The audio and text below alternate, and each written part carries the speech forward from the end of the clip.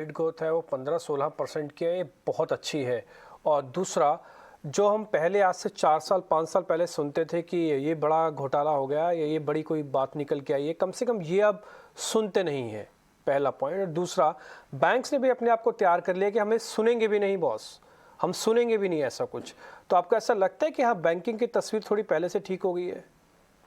देखिए, बैंकिंग की तस्वीर उनके परफॉर्मेंस से ठीक नहीं हुई है। 15-16% ग्रोथ रेट जब कह रहे हैं, आपका ग्रॉस आपका डब्ल्यूपीआई इन्फ्लेशन क्या है पिछले 2 साल में? 15% जो ऊपर ही चल रहा है ना।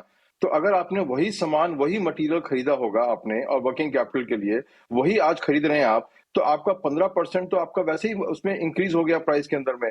तो 15% इज अ ऑप्टिकल इल्यूजन की हमारा ग्रोथ चल रही है। 15% इन्फ्लेशन भी खा गया आपको, आपकी जो सामान खरीदते हैं तो वो भी 15% है। Having said that, I think RBI का जो स्टैंड है कंटिन्यू बैंक के फेवर में है, इसलिए बैंकिंग इंडस्ट्री थोड़ा ठीक कर रही है। इसलिए कि इंटरेस्ट रेट आज भी डिपॉजिटर्स के उतने नहीं बढ़े हैं। आपने शायद देखा होगा, आज एक न्यूज आर्टिकल है, मुझे पता नहीं वेरासिटी क्या है उसकी, बट अखबार में देखा मैंने कि स्टेट बैंक ने सेविंग बैंक के ऊपर में 5 बेसिस पॉइंट का इंटरेस्ट घटा दिया। आप समझ सकते हैं कि बैंक इंडिया में जो इंटरेस्ट रेट ग्लोबली बढ़ रहे हैं और state bank of India interest rate घटा रही है। इसका क्लियर मतलब है कि जो आरबीआई लिक्विडिटी दे रही है, उससे जो निवेशक है, उसको, जो आपका डिपॉजिटर है आपको, उसको आपको रिटर्न आप सबड्यू कर रहे हैं। इसलिए शायद बैंक का परफॉर्मेंस बहुत बढ़िया चल रहा है। आज की तारीख में 4% एनआईएम है। बट जिस दिन लिक्विडिटी टाइट कर दी आरबीआई ने या करेगी, या डिपॉजिटर्स के फेवर में थोड़ा इंटरेस्ट रेट को, रियल इंटरेस्ट रेट पॉजिटिव करेगी, उस दिन रही सही परफॉर्मेंस नजर आएगी।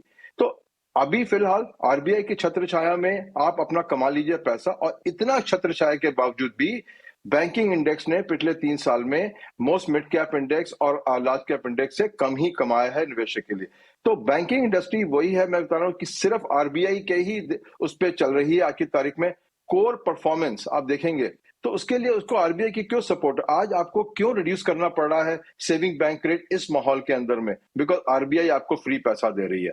आई थिंक डिपॉजिटर्स को आपने पिछले 5 साल से आपकी रिटर्न नेगेटिव करी है, उसका इंपैक्ट आपने देख लिया है इंडिया में कि कंज्यूमर कंजम्पशन कितनी कम होती जा रही है इंडिया के अंदर में।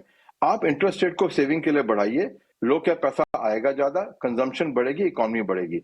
तो अगर बैंकिंग को आप प्रोटेक्ट करते रहेंगे तो फिर इकोनॉमी में प्रॉब्लम आती रहेगी। तो आप इन्वेस्टर्स को ये सोचना है कि यस, बैंकिंग के 2-4 स्टॉक ठीक चल सकते हैं, बट ब्रॉड बैंकिंग इंडस्ट्री की आप कह रहे हैं कि प्रॉब्लम नहीं आएंगी। आप देखिए उनके जो लोन है, मुद्रा लोन्स है, उसका आप देखिए क्या हो रहा है। एसएसआई लोन्स को क्या हो रहा है, उसके एग्रीकल्चर लोन्स का 19% एनपीए हो गया है। तो उसके ऊपर में अभी जो जो लेंडिंग करी है पिछले 2-3 साल में, वो अब आपको अब नजर आनी शुरू होगी।